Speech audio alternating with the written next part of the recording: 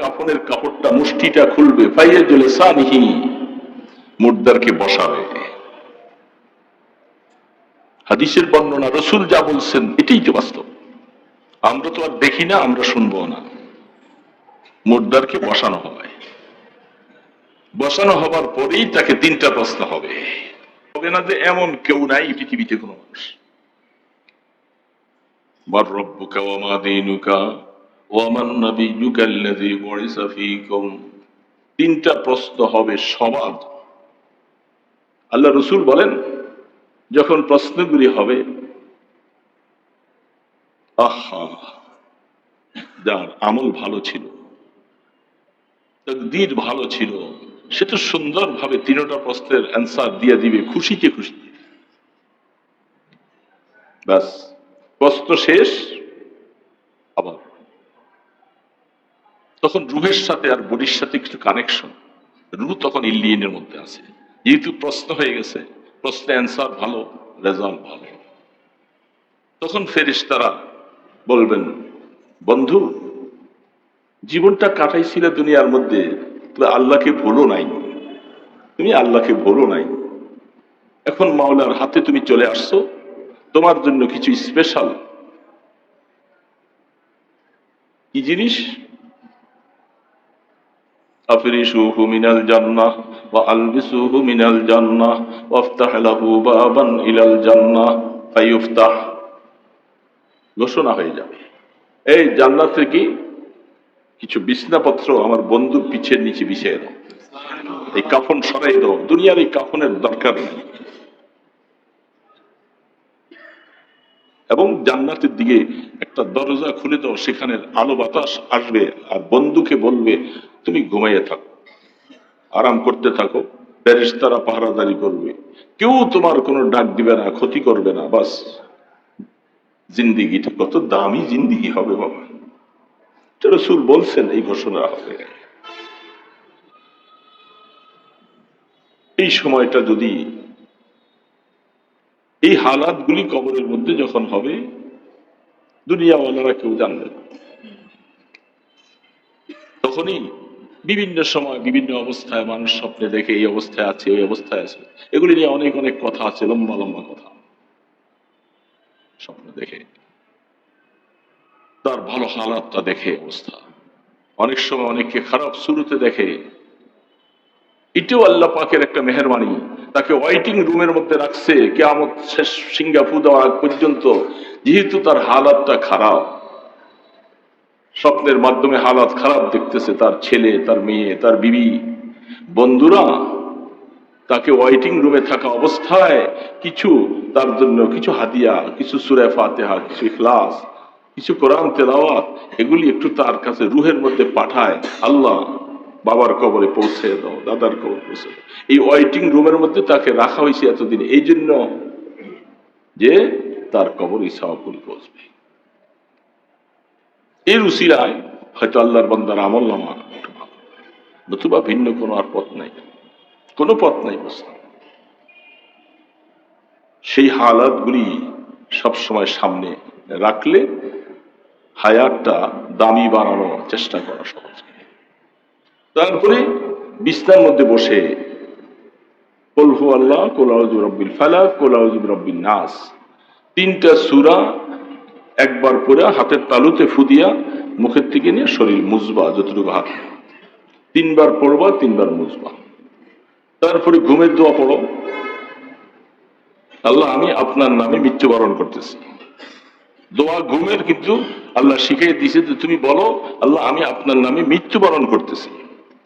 বালিশের মধ্যে মাথা রাখো, রাইখা যাদের আয়াতুল কুরসি মুখস্থ আছে, তোমরা আয়াতুল কুরসি পড়ো। আমানার রাসূল যাদের মুখস্থ আছে, আমানার রাসূল পড়ো। তিনবার আস্তাগফিরুল্লাহ পড়ো, আস্তাগফিরুল্লাহ রাব্বি পুরাটা। তারপরে একটু দুরূদ শরীফ পড়ো, কলেমা তাইয়্যিবা একবার পড়ো, পড়া বালিশের মধ্যে মাথা রাইখে এগুলি পড়ো। বাস, মাথা বালিশের মধ্যে রাখলাম, সব বন্ধ আছে, এখন মনে মনে আল্লাহ আল্লাহ আল্লাহ আল্লাহ একটু খেয়াল করে এই যে দৈনন্দিন সারা দিনের যে সিস্টেমগুলি, আল্লাহ রসুল বলেন, মান তামাসসাকা বিসুন্নতি ইনদা ফাসাদি উম্মতি, যে সুন্নতগুলি আমি রেখে গেছিলাম এগুলি মানুষ ছেড়ে দিছে, এই সুন্নতগুলিকে আমার নবীর সুন্নত মনে করে তুমি আঁকড়ে ধরো, তোমার সওয়াব কি 100 শহীদানের সওয়াব তোমার আমল নামায় আসবে।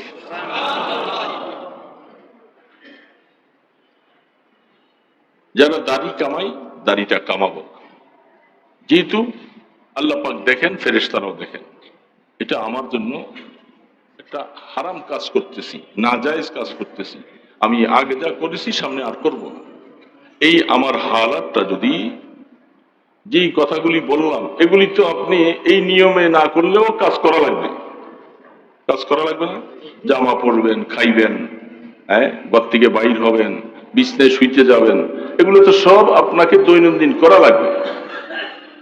আর যদি এই তরিকার মধ্যে যদি করেন কি হবে? 100 শহীদের সওয়াব পাবেন। কি সাধারণ ব্যাপার?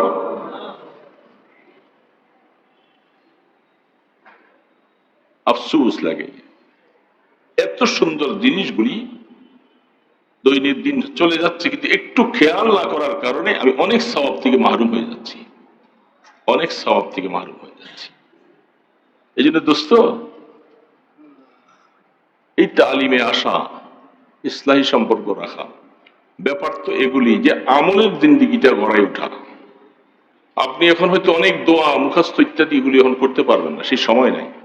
আপনি বাংলায় বাংলায় আর আমলগুলি এই নিয়ত করতে থাকেন, এইভাবে দেখবেন যে ইনশাআল্লাহ কি সওয়াব।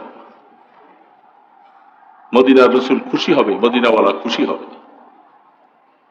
যথাসম্ভব চেষ্টা করা যে আমার নামাজ যেন কাজা না হয়, দুনিয়ার ব্যস্ততায়, দুনিয়ার কাজে আমার নামাজ কাজা যেন না হয়, আগের থেকে সতর্ক থাকা, চেষ্টা করা। গাড়ির থেকে নেইমা, অনেক সময় মানুষ ঢাকার থেকে আসে বা ঢাকা যায় বা বিভিন্ন জায়গায় জ্যামে পড়ে থাকে, মাগরিবের নামাজটা অনেক সময় কাজা হয়ে যায়। মাসালাটা জানা থাকলে তার নামাজটা কাজা হতো না। কি মাসালা? মাগরিবের সময় এত কম না, আমরা মনে করছি মাগরিবের বাস আজান হয়েছে, নামাজ পড়ছি, আর মনে 10 মিনিট পর্যন্ত মনে নামাজের সময় শেষ। মাগরিবের সময় প্রায় 1 ঘন্টার মতো থাকে, বরং 1 ঘন্টাতে আরো কিছু বেশি। এখন মনে করেন 17-18তে আজান হল, মাগরিবের সময় হল, আপনি মিনিমাম প্রায় যাইয়া 6:15টায় কাছে যাইয়া দেখবেন যে তখনও মাগরিবের সময় আছে। এখন আপনি গাড়িতে জ্যামে পড়েছিলেন, আপনি বলছেন মাগরিবের সময় তো চলেই গেল, যা আর কি করলাম। আপনার যদি সময়টা জানা থাকতো, আপনার নাইমা তাড়াতাড়ি কোনো একটা মসজিদে আগে নামাজটা পড়ে নিতেন, তাহলে আপনার নামাজটা কাজা হতো না। যেখান থেকে নামছেন তাড়াতাড়ি পাশে কোনো না কোনো একটা মসজিদ পাওয়া যাবে, সেখানে যেয়ে তাড়াতাড়ি ওযুটা সেরে নামাজটা পড়ে। এইভাবে নামাজের সময়গুলি অনেক সময় আমাদের চলে যায় টাইম জানা না থাকার কারণে। ফজরের সময় অনেকে ঘুমাইয়া থাকি, জমাতে যাইতে পারি নাই, কিন্তু আফসোস হলো আপনি ঘুমের থেকে উঠা জমাত যখন চলে গেছে আর উঠবো কি? আর জমাতের পরেও তো প্রায় 10-15 মিনিট সময় বাকি থাকে সূর্য উঠার। আপনি উঠে ওযু করে তাড়াতাড়ি নামাজটা পড়ে নিতে হবে, তাহলে আমার নামাজটা কাজা হলো। জামাতের সওয়াবটা পাইলাম না, কিন্তু নামাজটা কাজা হলো। নামাজ কাজা হয়ে গেলে যে কত গুনাহ, কঠিন মাসালা। এই জন্য আমাদেরকে সিস্টেম ভাবে চলতে না জানার কারণে, মাসালাগুলি আলোচনায় না আসার কারণে আমরা অনেক সওয়াব থেকে বঞ্চিত থাকি। এই জন্য দোস্ত মনে রাখি, যেই কথাগুলি বললাম এগুলি আমাদের আমল করা এমন কঠিন না, কঠিন কাজ, শুধু স্মরণ রাখার ব্যাপার। আর যখন আপনি আমল শুরু করবেন ইনশাআল্লাহ দেখবেন আল্লাহর তরফ থেকে আপনাকে স্মরণ করাই দিবে, আপনার আর ভুল হবে না। ওই আমলের সময় আসলেই ওইটা আপনার খেয়ালে এসে যাবে।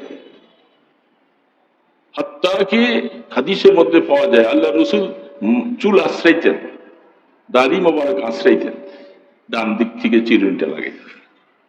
এটুক পর্যন্ত আল্লাহ রসুল খেয়াল করেছেন যে আশ্রাইবার সময় চিরুনিটা ডান দিক থেকে আগে।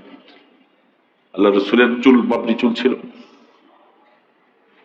তাহলে বুঝেন যে সুন্নতের প্রতি রসুল কতটুকু গুরুত্ব দিয়েছেন। চিরুনি দিয়ে আপনি আসেন দাড়ি, তাও ডান দিক থেকে আগে। মেসওয়াক করবার সময় বাম দিকে নয়, আগে ডান দিক থেকে। ডান কি এত অবদু বিল মায়ামিনী, অবদু বিল মায়াম, ডান দিকের থেকে সব কাজ করো, ডান দিক থেকে করো রসুল।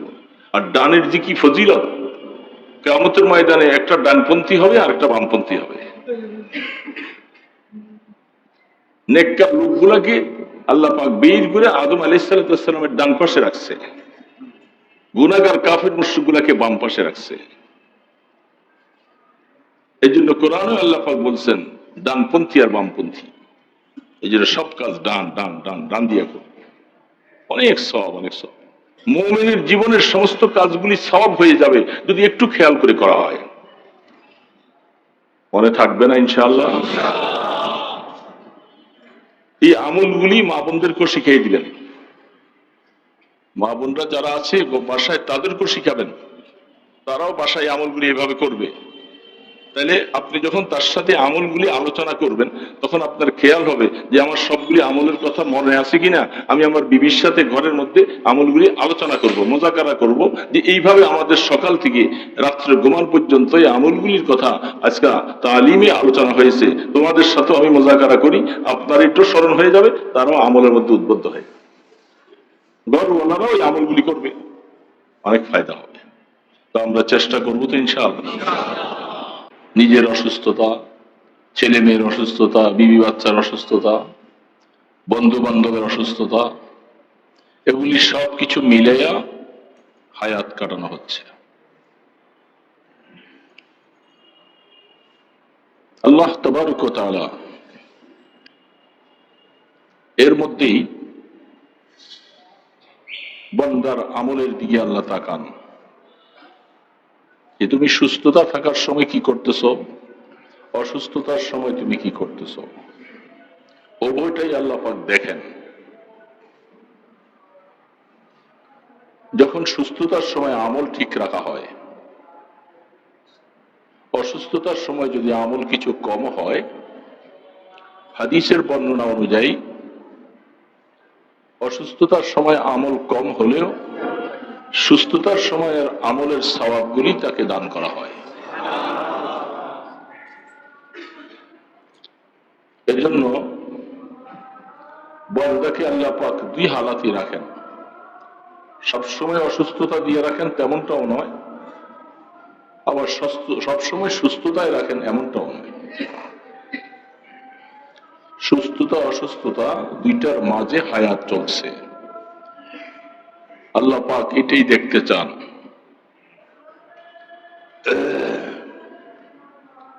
ওমর ফারুক রাদিয়াল্লাহু তাআলা আনহু বলছিলেন, হাসিবু ক্বাবলা আন তুহাসাবু ওয়াজিনু ক্বাবলা আন তুজানু মুতু ক্বাবলা আন তামুতু।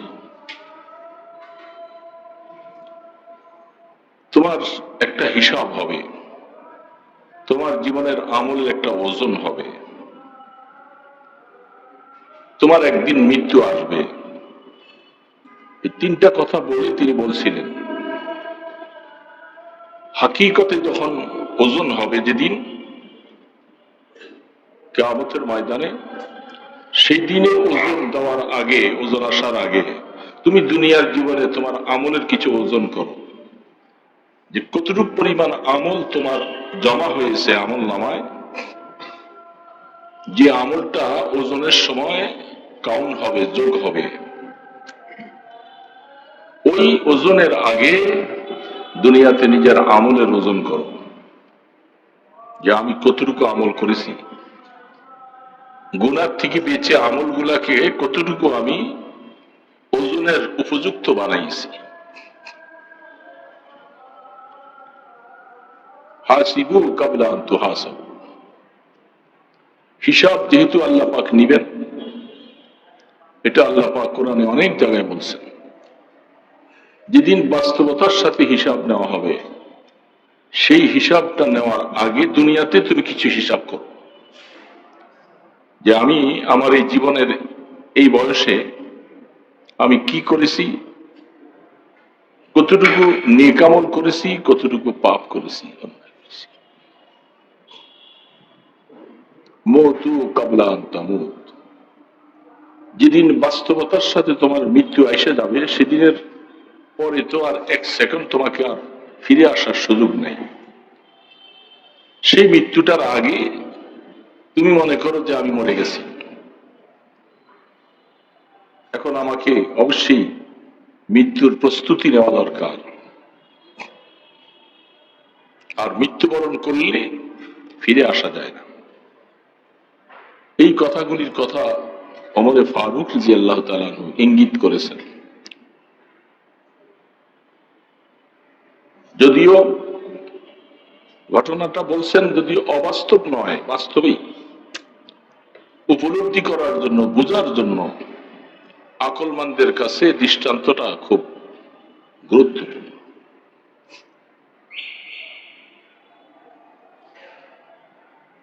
তিনি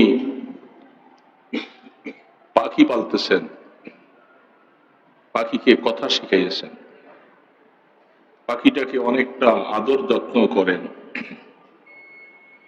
যা যা খেতে চায় পাখির জন্য সে খাবারগুলিও সংগ্রহ করে দিয়েছে। পাখিটা খাবারের সবকিছুই পায়, এত কিছুর পরেও সে খাঁচায় পিঞ্জিরায় আবদ্ধ।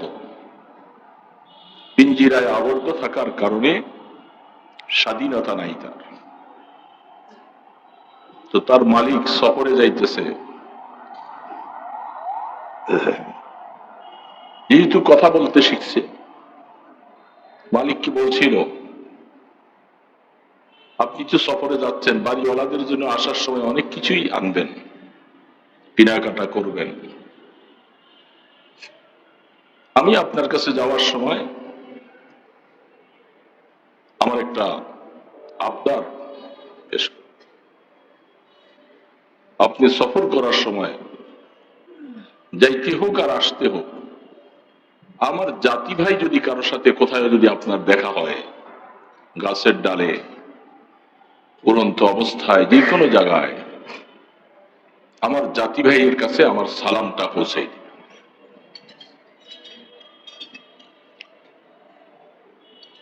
তো মালিক চিন্তা করেছে যে তো তেমন কোনো আবদার করেনি আমার কাছে, সে তার একটা সালাম পৌঁছাইতে বলছে তার জাতি ভাইয়ের কাছে।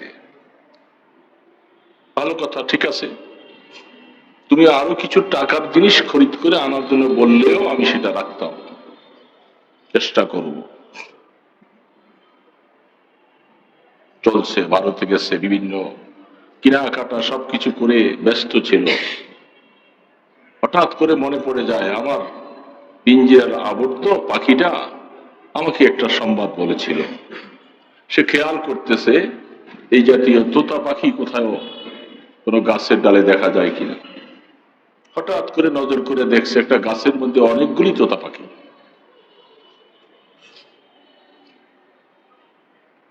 সে মালিক বলতেছিল, এই তোতার দলেরা, তোমরা আমার ভাষা বুঝো কি বুঝো না এটা আমি জানি না, তোমাদের একটা জাতি ভাই আমার পিঞ্জিরায় আবদ্ধ আছে অনেকদিন থেকে, আমি তাকে অত্যন্ত যত্ন করে পালি, অনেক খাবার দাবার তার জন্য আমি ব্যবস্থা করি। সে কথা বলে বলে আমার মনটাকে খুব উৎফুল্ল করে রাখে। আমার সেই তোতাটা তোমাদের কাছে একটা সংবাদ পাঠিয়েছে, তোতার পক্ষ থেকে তোমাদের কাছে একটা সালাম দিয়েছে। তোমরা বুঝলা কি বুঝলা না এটা আমি জানি না। কথাটুকু শুধু বলছে, ঠিক মুহূর্তের ভিতরে গাছের তোতাগুলি সব ঘুরতে ঘুরতে সব মাটিতে পড়ে গেল, মরে গেল। মালিক বলতেছে, এটা কোনো একটা আশ্চর্য কথা, এই কথাটার মধ্যে এমন কি বিষ মিশ্রিত, তার জাতি ভাই সবগুলি তোতা মাটিতে পড়ে মরে গেল। কথাটা শোনার সাথে সাথে আফসোস করে চলে আসলো, গাড়ি চলছে।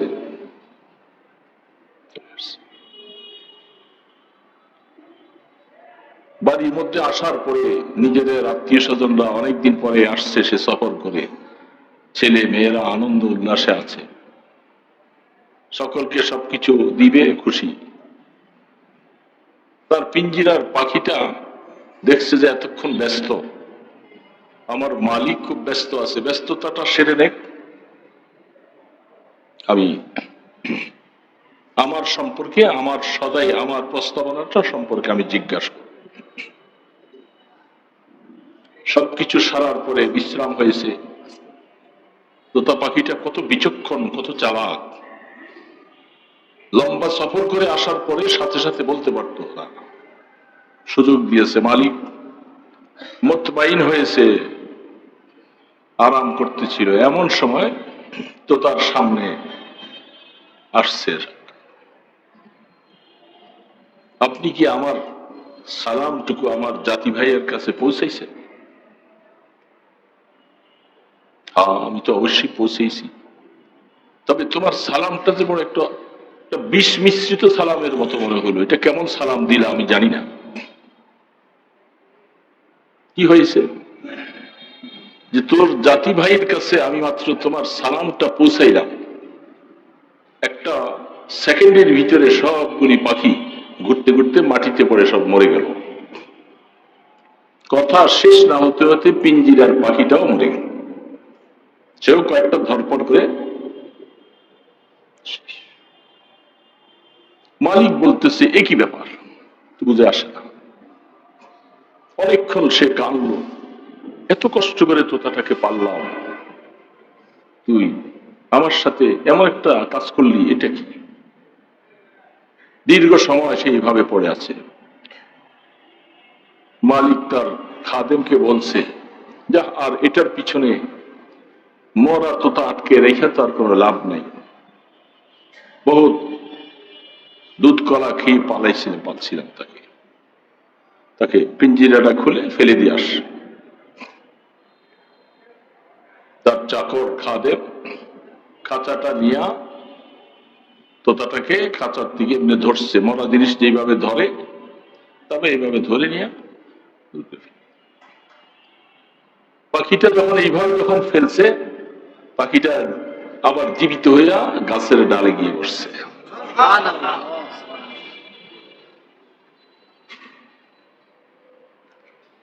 এটা কি অবাক ব্যাপার, বুঝলাম না। অনেক আফসোস করা হলো, অনেক কিছু করা হলো, এবং তোতাকে সম্বোধন করে বলছে, তুই এত বড় বেওয়াফাই করলি, তুমি আমার এত বছর নিমক খাইলে, আমার সাথে গাদ্দারি করলা, কি করলা? তোতা বলতেছে, আমি গাদ্দারি করিনি, আমি যে সালামটা দিয়েছিলাম আপনার কাছে, আমার সালামটার মধ্যে আমার মুক্তির একটা প্রস্তাবনা পাঠ করেছিলাম তাদের কাছে। এই জাতি ভাইয়েরা, তোমাদের সাথেই কাটাইছিলাম সময়টা। ঘটনাচক্রে আমি তার পিঞ্জিরায় আবদ্ধ হয়ে গেলাম, আমার মুক্তির কোনো পথ নাই। অনেক কিছুই সুস্বাদু খাই, কিছু মনে শান্তি নাই, সাথীদের সাথে দেখা নাই, স্বাধীনভাবে চলতে পারি না। এই সালামটার মধ্যেই আমার প্রস্তাবনা ছিল, তোমরা আমাকে শিখিয়ে দাও যে আমি এই পিঞ্জিরার থেকে কি করে আমি বাঁচতে পারি, বাইরে।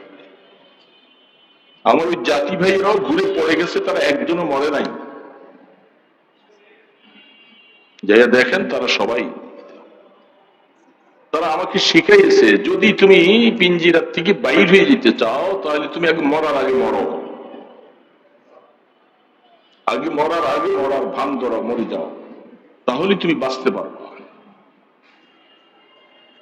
আমাকে শিখাই দিছে সেটা, নতুন আমি সারা জীবন তোমার পিঞ্জিরে আটকা থাকবো।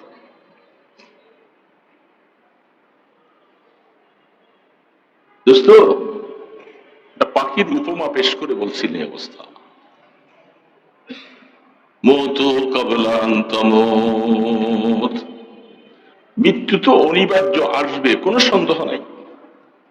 যেদিন বাস্তব মৃত্যু আসবে, তারপরে আর কোনোদিন ফিরে আসার মতো কোনো রাস্তা নাই, কোনো টাকা পয়সা, অর্থ, পদ পদবি কিছুই আমাকে আর ফিরে আনবে না।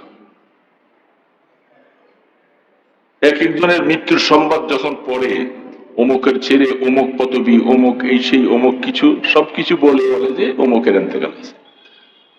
মনে মনে বলি, এই পদ পদবি এগুলি সব দুনিয়ার, এগুলোর দ্বারা কি হবে? যিনি মরে গেছে তিনি বুঝতেছে যে আমার মরার পরে কি হালাত, কি অবস্থা। কত মানুষ আসে, কত কিছু আত্মীয় স্বজন, কিন্তু তার উপরে যে কি হালাত যাচ্ছে সেটা জীবিতওয়ালারা আমরা কিছু বুঝতে পারতেছি না। তার আগে যদি আমি মনে করি যে আমাকে তো বাস্তবে মরতেই হবে, আমি যতদিন থাকি আমি যেন একজন মুর্দারের মতোই থাকি। মুর্দার যেমন সে কারো উপরে জুলুম করে না, কারো হক নষ্ট করে না, কাহাকেও গালমন্দ দেয় না, আমি একজন মুর্দারের মতো জীবনটা কাটাই। আমার দ্বারা কোনো মানুষ কষ্ট না পায়, আমি মুখ দিয়ে কাউকে অশালীন কথা বলবো না, আমার জীবনটা ওই একটা মুর্দারের মতো বানাই নেই।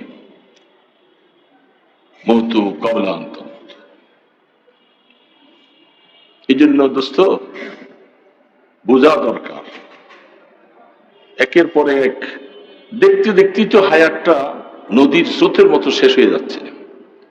কি দেখলাম, কি অবস্থা, কি হালাত। কোথায় গেল জুয়ানি? জুয়ানিটা গেল কোথায়? চোখের দেখার মধ্যে প্রায় দীর্ঘ 40টা বৎসর এখানে পার করে দিলাম, এখন হাঁটতে পারি না, একজনের ধরে ধরে হাঁটতে হয়, 5টা মিনিট হাঁটার মতো শক্তি নেই, ব্যথা, টিকতে পারি না। ব্যাপারটা কি?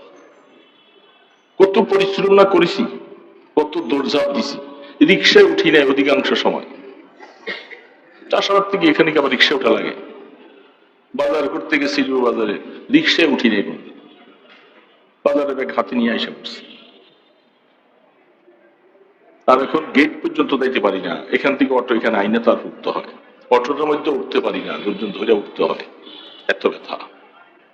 2 রাকাত নামাজ কোন রকম শুধু আপনাদের সাথে আছি, বিমান নামাজটা বসতে পারি না, কত কষ্টে যে বসি পা 2টা ছড়াই দিয়া, আল্লাহ পাক ভালো জানে। কোনো কারণে যদি নিচে বসে গেলাম, 2 জনে ধরা ছাড়া উঠতে পারে, কারণ হাঁটুতে কোনো চাপ দিয়ে ভর দেওয়ার মতো শক্তি নেই। কি হল? দেখতে দেখতে হায়াতটা শেষ হয়ে গেল। দ্রুত গতিতে বার্ধক্য এমন ভাবে আসছে, চোখের দেখার মধ্যে আমার কত বন্ধু বান্ধব গুলি সব চলে গেল, কবর পারে চলে গেছেন ওনারা। কত মানুষের জানাজা পড়লাম জীবনে,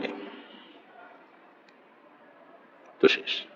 কোনোভাবে তো বার্ধক্য থেকে বাঁচার কোনো উপায় নাই, দেখতে আসি না, কেউ পারে নাই, কেউ পারবেও।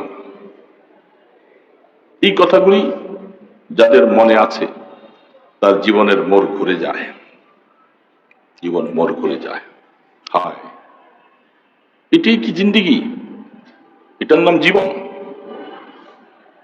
এই জীবনটা নিয়ে এত কিছু, এত কিছু, মানুষের হক নষ্ট, মানুষকে গালমন্দ দেওয়া, মানুষকে আঘাত করা, কত কিছু করা। নবী করিম সাল্লাল্লাহু আলাইহি ওয়াসাল্লাম কোন মানুষের হক নষ্ট করেন নাই, কোন মানুষকে কষ্ট দেন নাই, কোন মানুষকে আঘাত দেন নাই। তারপরেও জীবনের শেষ পর্যায়ে একদিন এলান করে দিলেন, আমি নবী হলেও তো আমার দ্বারা কেউ কষ্ট হয়তো পাইতে পারে। জিহাদের ময়দান সারা রাসূল ইচ্ছাকৃত কোনো মানুষকে কষ্ট দিয়েছেন তার কোনো প্রমাণ নাই হাদিসে। জিহাদ তো ভিন্ন মাসালা। তারপরেও আল্লাহর হাবিবের হায়াত মাত্র 63 বছর, 8-10টা দাড়ি হয়তো একটু সাদা হয়েছে, 63 বছর হায়াত। অনেক নবীদের হায়াত এরকম। সুলাইমান আলাইহিস সালাম তিনিও কম হায়াতে মারা গেছেন। তো 63 বছরের হায়াত, তিনি এখন থেকে বুঝতে পারছে, যেহেতু খবর এসে গেছে উপরের থেকে, ইযা জাআ নাসরুল্লাহি ওয়াল ফাতহ, এই সূরা যখন নাজিল হয়ে যায় তখনই বোঝা গেছে যে রাসূলের হায়াতের মাপকাঠি কমে আসছে। কারণ বিল্ডিং এর কাজ তৈরি হয়ে গেলে কনস্ট্রাকশন শেষ হয়ে গেলে ইঞ্জিনিয়ার আর মিস্ত্রির দরকার থাকে না। ইসলামের এই ঘরের কাজ শেষ, দ্বীনের এই কাজটা শেষ হয়ে গেছে। তাই আল্লাহ পাক বলছেন, বন্ধু আপনাকে আর আমি বেশি রাখবো না দুনিয়ায়, ফাসাব্বিহ বিহামদি রাব্বিকা ওয়াস্তাগফির। আপনার এখন বাকি হায়াতে যে কয়দিন হায়াত থাকে আপনি তওবা করেন আর আল্লাহ পাকের তাসবিহ বেশি বেশি করে পড়েন। তাফসীরের মধ্যে দেখা যায় এই আয়াত সূরাটা নাযিল হওয়ার পরে মাত্র 80 দিন রাসূল হায়াতে ছিলেন দুনিয়ায়, 3 মাসও না, 80 দিন হায়াত পেয়েছে। তো আল্লাহ রাসূল বুঝতে পারছে তিনি তার তো জীবনের সবকিছু তৈয়ার। জিবরিল আলাইহিস সালাম তার অনুমতি ছাড়া আসার, আজরাইল আলাইহিস সালাম রূহ কবজ করার কোনো পাওয়ার নাই, ক্ষমতা নাই।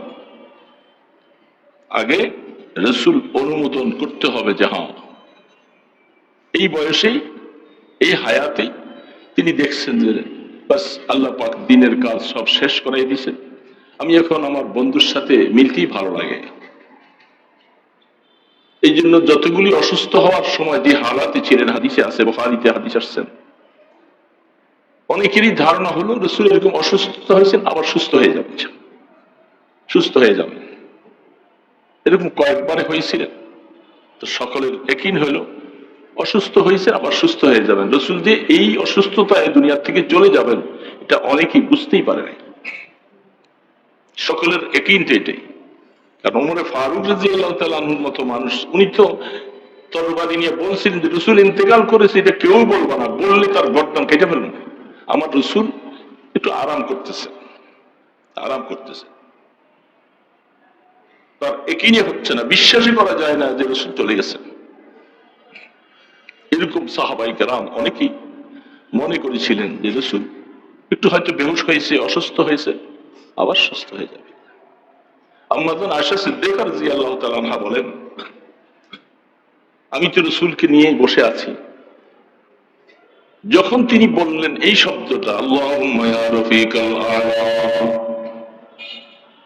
আল্লাহুম্মা ইয়া রফিকাল আলা, আল্লাহুম্মা ইয়া রফিকাল আলা, আম্মা জান আয়েশা বলেন বাস আমার বুঝে এসে গেছে রফিকে আলার সাথে তিনি মিলিত হওয়ার জন্য দরখাস্ত করে বসছেন, আর থাকবে না, আর থাকবে, আর থাকবে, যে যাই কিছু মনে করে সব শেষ। বন্ধুর সাথে মিলিত হওয়ার আবেগ পেশ করেছেন, আর বন্ধু তো ওনাকে নিতে চায়, বন্ধু আসে, বন্ধুর সাথে মিলিত হবে, রফিকে আলা, বন্ধুর সাথে। এজন্য অল্প হায়াতে চলে গেছে রাসূল। এটা আল্লাহ পাকের কি মজা। আবু বকর সিদ্দিক আর আল্লাহ রাসূলের হায়াত ঠিক এক সমান, 2 বছরের ছোট, তিনি 2 বছর হায়াত পাইছেন, 2 বছর পরে তিনিও চলে গেলেন, দুইজনের হায়াত এক সমান। এত বড় সাহাবী, তিনি তো আরো কিছুদিন থাকতে মনে চাইছিল, থাকবে, বন্ধু চলে গেছে যেহেতু, আমার আর এখানে দুনিয়া ভালো লাগে না, দুনিয়াতে থাকতে মনে চায় না, বন্ধুর সাথে মিলিত হবো, সারা জীবন যার সাথে হায়াত কাটাইলাম তার সাথে মিলিত হবো। এই জন্য আবু বকর সিদ্দিক রাদিয়াল্লাহু তাআলা তিনিও 63 বছর হায়াতে চলে গেলেন। বোঝা যাচ্ছে আম্বিয়া কেরামদের হালাত, তারা দুনিয়ার মধ্যে ততক্ষণ পর্যন্ত থাকতে চাইছিলেন যতক্ষণ পর্যন্ত আল্লাহর দ্বীনের কাজ বাকি ছিল। যখন দ্বীনের কাজ সমাপ্তি হয়ে গেছে, আয়াত নাযিল করে দিলেন, আল ইয়াউমা আকমালতু লাকুম দীনাকুম ওয়া আতমামতু আলাইকুম নি'মাতি ওয়া রাদিতু লাকুমুল ইসলাম দীনা। আল্লাহ আয়াত করে নাযিল করে জানিয়ে দিয়েছেন, বন্ধু দ্বীন সম্পূর্ণ পরিপূর্ণ হয়ে গেছে, বুঝার বাকি নেই, পরিপূর্ণ যখন হয়ে গেছে আমি আর থাকবো না, আমাকে ডাক দিতে চান আল্লাহ পাক, এই জন্য রাজি। আজরাইল ইসলাম আসছে, বন্ধু স্বরূপ বন্ধুকে নেওয়ার মতো, যেমন নেওয়ার মতো তাই নিয়েছে। কতক্ষণের জন্য? সামান্য সময়ের জন্য রুহটাকে কব্জা করেছে। বাস, কবরে দাফন হলো, আবার রুহ চলে আসছে। দুনিয়ার আলমে দুনিয়া শেষ, এবার বরজখী হায়াত, আলমে বরজখে চলছেন। রাসূল আবার জিন্দা, কবরে আরাম করতেছেন, কথা শোনেন, সালামের জবাব দেন। মাটির ক্ষমতা নাই রাসূলের শরীরের মধ্যে লাগবে, কাফনটাকে স্পর্শ করবে, কাপড়টাকে কিছু করবে, এটা মাটির ক্ষমতা নাই, মাটির সেই ক্ষমতা নাই। আমার আপনার জন্য কি অবস্থা? তাকে আল্লাহ পাক সেইভাবে রাখছেন, চলে গেছে, ইন্তেকাল করেছে।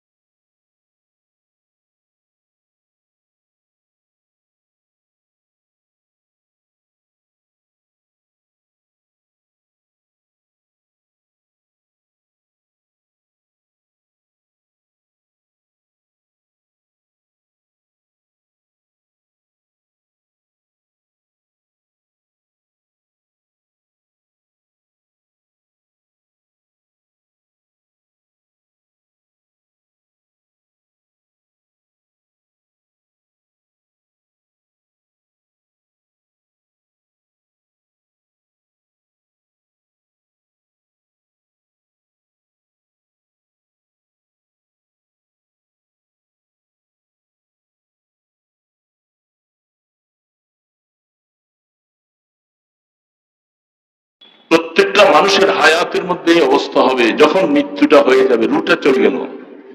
আজকেও খুতবার মধ্যে পড়েছিলাম, খুতবার মধ্যে এই হাদিসগুলি আসছে, যখন মৃত্যু হয়ে যাবে রুটা ইলিয়ের মধ্যে নিয়ে গেল, সেই রুটা কবরে যাওয়ার পরে রুটা আবার এই মুদ্দারকে আবার দেওয়া হবে, দিয়া কাফনের কাপড়টা মুষ্টিটা খুলবে, ফাইয়াজুল সানিহি, মুর্দারকে বসাবে।